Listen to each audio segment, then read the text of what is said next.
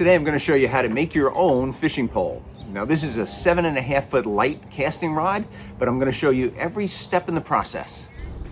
These 7 foot rods are great for casting, and they just provide a lot of action, especially when catching decent sized striped bass in the bay. Now it starts with a rod blank. I'm going to put all of the details in the description of this video, exactly where you can get it. I start by measuring out each of the handled components with a white pencil or a white marker. And this is just going to give me the location of how much to glue the pole up to before attaching each of these components. So it's the reel seat and the foregrip. Now, the handles usually have to be reamed out. This is a tapered reamer, so you always want to ream it out from the back or from the butt end of the material, so that the taper is the same as the taper on the pole itself. You don't want to do all of the tapering at one shot. You want to fit it. So you taper a little, you ream a little bit, and then you fit it onto the pole. And you want to end up with a snug fit, so that you push this handle down until it's snug and you're probably still 2 inches away from its final destination. Then you take it off. You're going to glue up to your white pencil mark, and then you're going to press it firmly into position. In this case, I'm just forcing that grip all the way down until it's flush with the bottom of the pole.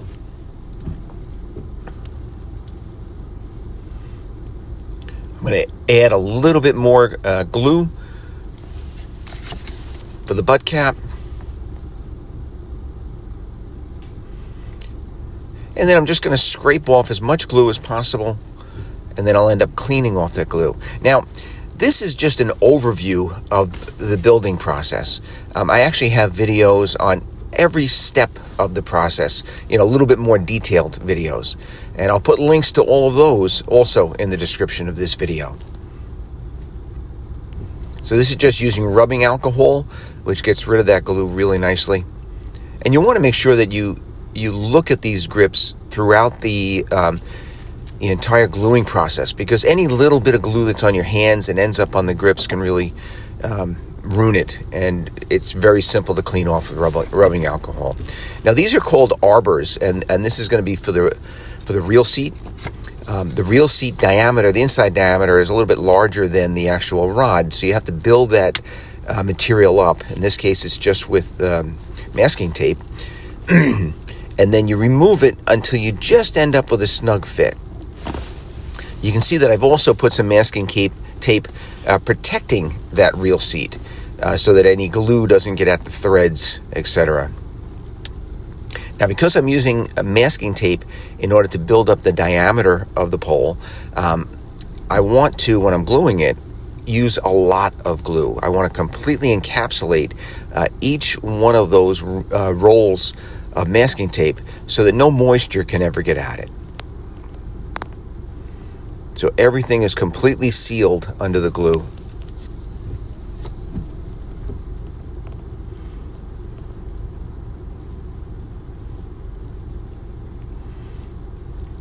And then I'm going to just press that reel seat into position.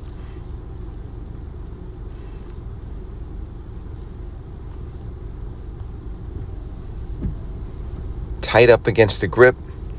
I'll clean off any excess glue, and it's the same process. You scrape off as much of the glue as you possibly can with a popsicle stick, and then you clean it off with a paper towel, and then a paper towel moistened with the alcohol, with the rubbing alcohol.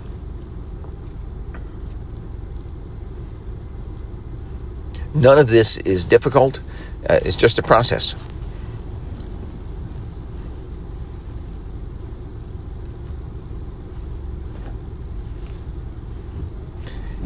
Now I'm just gluing up for the foregrip. Again, I've left that tape on the reel seat, protecting the threads on that reel seat from getting any glue on them.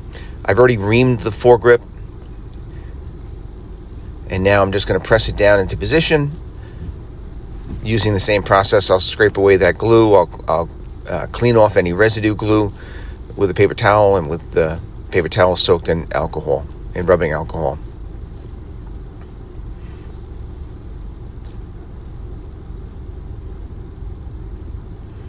Now at this point, you can either set this aside, overnight and come back and finish it up, or you could actually continue on. You just have to be careful that you don't move anything around when you move on to the guides.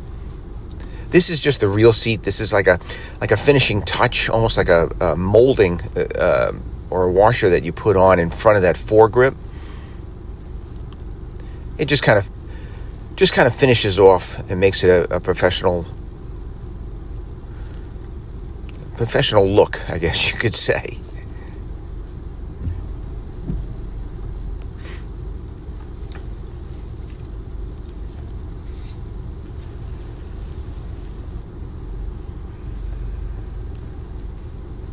So now we're going to move on to winding the guides, and this is where we're going to use thread. I'm just doing this all by hand. Some people have a machine that actually turns the rod. I don't, but again, I have a video that shows you exactly how to start the threads, how to finish the threads. In this case, I'm going to finish it, so I'm going to wrap all the way to the end. I've inserted a loop underneath those threads, at least maybe 4 or 5 wraps after I inserted the loop. I'm going to put my finger on the back to hold the tension, clip the thread, put it through the loop, and then I'll pull that loop through so that the end thread actually gets pulled underneath the winding threads.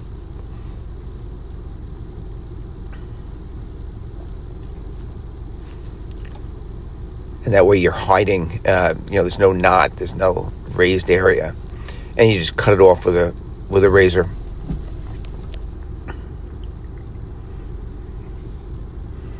The next step is going to be to glue those threads, and I'm just using a small brush. It's now on a small drying rack that spins continuously, and that's going to help that glue not to drip or form drips. I'm going to leave that in that drying rack for a day or two. It'll dry overnight, but I usually leave it for 2 days just to be safe. You want to completely saturate the threads.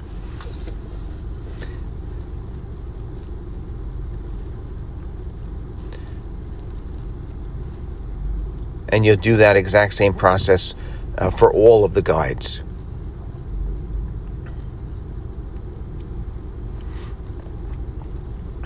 Now we're going to move on to a more decorative, portion of the build. When you're fishing on a boat, especially with other guys that have very similar poles, I find it nice to have a pole that's very distinct, so that when you look at 5 or 6 poles in a rack, you can very easily visually pick out which one is yours.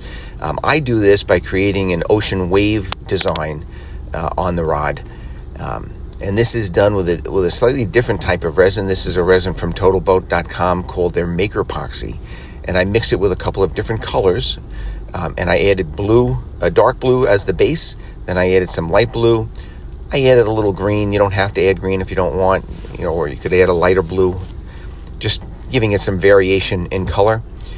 In order to create the ocean wave, you want to have kind of white caps, but you have to add some clear resin before the white cap. So the white is going to flow over the clear. You'll see in a minute.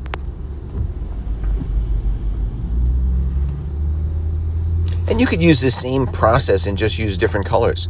You could end up with a really cool effect using orange and yellow, for example. So this is going to be the white cap of my ocean waves. I'm just going to add a little bit of white before the clear. You could add it on top of the clear or in front of the clear.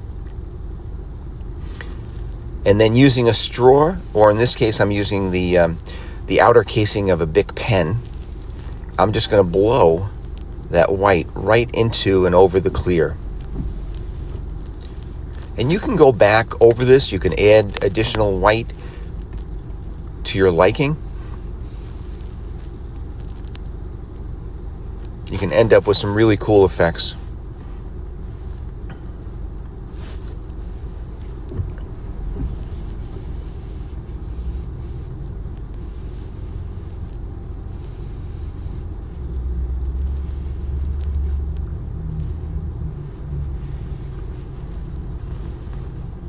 Now this resin is pretty easy to work with.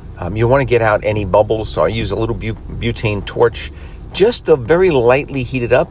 That makes the resin a little bit thinner and allows any bubbles that were in the mix to kind of reach the surface and dissipate.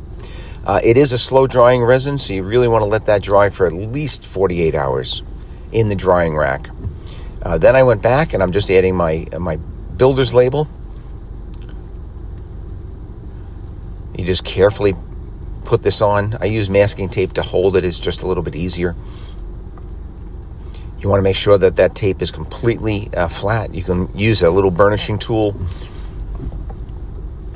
just so that there's no edges.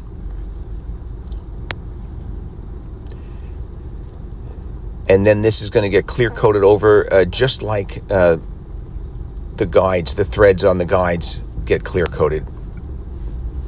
And at the same time I'm going to clear coat the label, I'm also going to clear coat over the ocean wave design that I created earlier. So now everything is drying in that drying rack.